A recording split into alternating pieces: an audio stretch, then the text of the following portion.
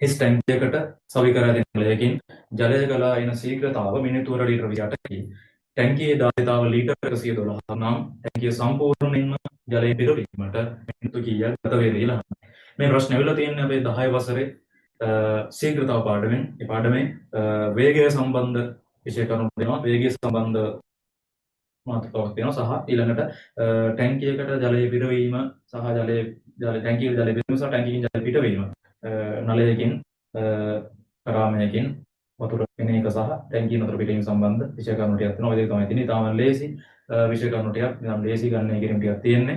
ඉතින් ඔය දෙකෙන් එකක් අනිවාර්යෙන් එනවා. ඒ කියන්නේ අතන වේගය සම්බන්ධය කියන අර අපිට විද්‍යාවෙත් තියෙන ඒක කාලයකදී ගමන් කළ දුර වාහනයක මොකක් හරි චලනය වන වස්තුවක කතාවේ ඒ වේගය මෙතන ශීඝ්‍රතාවය. ඒතර මේ ප්‍රශ්නේ තියෙන්නේ අර වතුර ටැංකියකට ජලය පිරවීම සම්බන්ධ කතාවක්. ඉතින් එතකොට අතන අපි මතක තියාගන්න පාඩමේ අපි කටපාඩම් කරලා තියාගන්න ඕන දේවල් තියෙන්නේ. අපි පොඩ්ඩයි වේගය සමානයි දුර බෙදීම කාලය, අනිත් එක පරිමාව ශීඝ්‍රතාව සමානයි පරිමාව බෙදීම කාලය.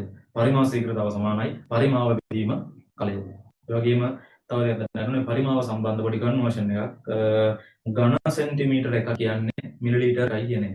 ඝන සෙන්ටිමීටර එකක් කියන්නේ මිලිලීටර එකයි කියලා මතක තියාගන්න ඕනේ. ඒතර මේ මෙතන මම එකක් අවශ්‍ය වෙන්නේ නැතද? මේ ප්‍රශ්නයක මම පිළියා ගන්න සමීකරණය පරිමාව ශීඝ්‍රතාව සමානයි පරිමාව බෙදීම කාලය. මේකෙන් ගන්න දෙනවා නම් දෙන්න පුළුවන්. නිකන් රටාව තමයි තියෙන්නේ. මේක පරිමාව සහ කාලය දෙන පරිමාව ශීඝ්‍රතාව ගන්න පුළුවන්. පරිමාව ශීඝ්‍රතාව සහ පරිමාව දීලා කාලය පුළුවන්. පරිමාව ශීඝ්‍රතාවයි කාලයයි දීලා පරිමාව කියන්නේ ටැංකිය එක නම් ධාරිතාවයි කතාවක් අහන්න පුළුවන්. එතකොට ප්‍රශ්න තුන එන්න පුළුවන් තුන. ඉතින් ඒතර මේ අවුරුද්දේ අහලා තියෙන මොකද්ද? කාලය. ඉතින් එහෙනම් අනිවාර්යයෙන් මේ ගාන හදන්න මේ දෙකම දීලා තියෙන්න ඕනේ.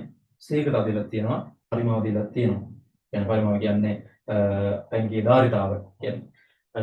දැන් ඔය ධාරිතාව කියලා කියන්නේ පරිමාව කියලා කියන්නේ පරිමාව කියන එක දැන් මෙහෙම වීදුරුවක් ගත්තොත් දැන් මෙතන මෙන්න මේකත් පරිමාව. ඒ වගේ මේ වීදුරුව මෙතන දවරවල කරනොත් එතනත් ජල පරිමාවක්. ධාරිතාව කියලා කියන්නේ මෙන්න මේ වීදුරුවේ මුළු සම්පූර්ණ පෙරලා තිබුණොත් අන්න ඒකට තමයි ධාරිතාව කියන්නේ. ඒ කියන්නේ මේ වාදනයේට අල්ලන උපරිම පරිමාව පරිමාවට තමයි ධාරිතාව කියන්නේ. ඉතින් මෙතන ඒ පරිමාවයි ධාරිතාවයි එකයි කියලා අපිට ගන්න පුළුවන්. ඒක මොකද? මෙතන ටැංකියේ ධාරිතාව ලීටර 12 කියලා තියෙනවා. ටැංකිය සම්පූර්ණයෙන් පුරවනවා කියන නිසා ඒ කියන්නේ පරිමාවයි ධාරිතාවයි එකක් කියලා අපිට ගන්න පුළුවන්. හරිද?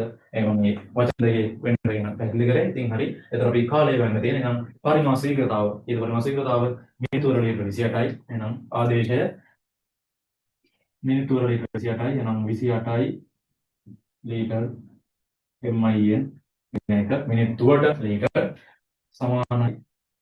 හරි. දැන් මේ ශීඝ්‍රතාව කියන විචල්‍යයේ පරිමාවයේ එකකක් තියෙනවා. පරිමාව මනන එකකක් තියෙනවා. කාලය මනන එකකක් තියෙනවා.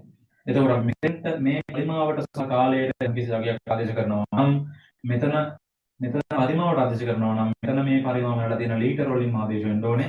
මෙතන යම් කිසි කාලයක් ආදේශ කරනවා නම් මෙතන වලට තියෙන මිනිත්තු වලින් ආදේශ වෙන්න ඕනේ. එහෙනම් අපිට වෙන ඒකක වලින් දේවල් තිබුණොත් අපි ඒක පරිවර්තනයක් කරලා ඒ අදාළ ඒකේ පරිවර්තනය කරපුවා කියලා දාන්න ඕනේ. එහෙම නැත්නම් ගන්න වරදිනවා. අනිවාර්යයෙන්ම වගතු දෙයක්. එතන ප්‍රශ්නයක් නැහැ. මෙතන ධාරිතාව පරිමාවල් දීලා තියෙන්නේ ලීටර වලින්ම තමයි. ඉතින් ඒ නිසා මම ඒක ලීටර 112යි කියලා දානවා.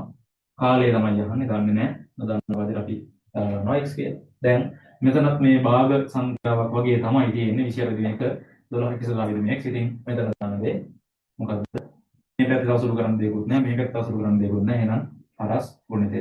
මෙතනින් යාට තියෙන්නේ සරල සමීකරණ. එහෙනම් x වැඩි කරනවා 28න්. එහෙනම් 28යි x මම මේක ලියා ගන්න නැතුව මෙතන මේ ඉවර හදන්න.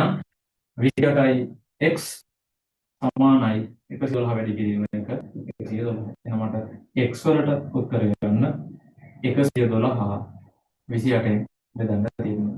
දැන් ඉතින් මේක අපිට බෙදීමක් තියෙන නිසා උඩ යට කපලා අපිට පොඩ්ඩක් මේක සරල කරගන්න පුළුවන්. ඉතින් මේක මෙතන දෙකේ මෙතන අන්තිම ඉලක්කම. ඉතින් ඒ නිසා දෙකෙන් බෙදනවා. දෙකෙන් කපන්න try කරන්න එපා. එතකොට දෙකෙන් කැපුවොත් අපිට ගොඩක් තව දවස් ගන්න දිගට දෙනවා. ඒ නිසා පොඩ්ඩක් try කරන්න ඉතින් ටිකක් ලොකු ඉලක්කමකින් සුළු කරගන්න. හරිද? ඉතින් එතකොට මේක දෙකෙන් බලනවා. මම දැන් යම් බලපුවහම දෙවරක් පින් වෙනවා. මේ 28 වතාවක් යනවා. 28 කියන්නේ හතර වරක් හදියද. කියන්නේ 28 හතරනොත් බෙදෙනවා, හතරනොත් බෙදෙනවා. දැන් 28 දැන් 7ෙන් බෙදනවා කියලා කොහොමද? මතුවන්නේ? ඉතින් ඒ නිසා අපි බලමු 112 7ෙන් බෙදනවා. එතකොට අපිට ඉක්මනට මෙහෙම කිරීම අවසන් කරන්න පුළුවන්. ඊළඟට චෙක් කරලා බලමු 112 7ෙන් බෙදෙනවාද? 112 අද බලමු. 11ට 7 වයිටයි 4ක් 7යි 11 7ක් 4යි 42යි 42ට 4ක් 6යි. 4ක් 42යි එහෙනම් බෙදෙනවා. ඉතින් එහෙනම් මම 7ෙන් කපනවා. 112ට 7 ඒවා 16යි 28ට 7 ඒවා 4 4 විශේෂ නිසා 28ට 7 ඒවා 4යි. 16 බෙදීම 4. ඉතින් 4ට 4 ඒවා 1යි 16ට 4 ඒවා 4යි. එහෙනම් කාලය එනවා 4යි කියලා මොකෙන් දෙන්න ඕනේ? මෙතන දැන් මේ මිනිත්තු 9 මෙතන එන්නත් ඕනේ මිනිත්තු. එහෙනම්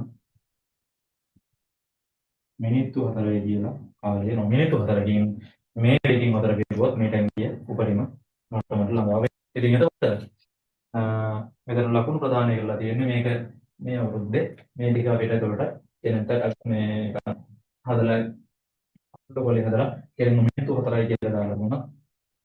ලකුණු දෙකක් ප්‍රදානය කරලා තියෙනවා.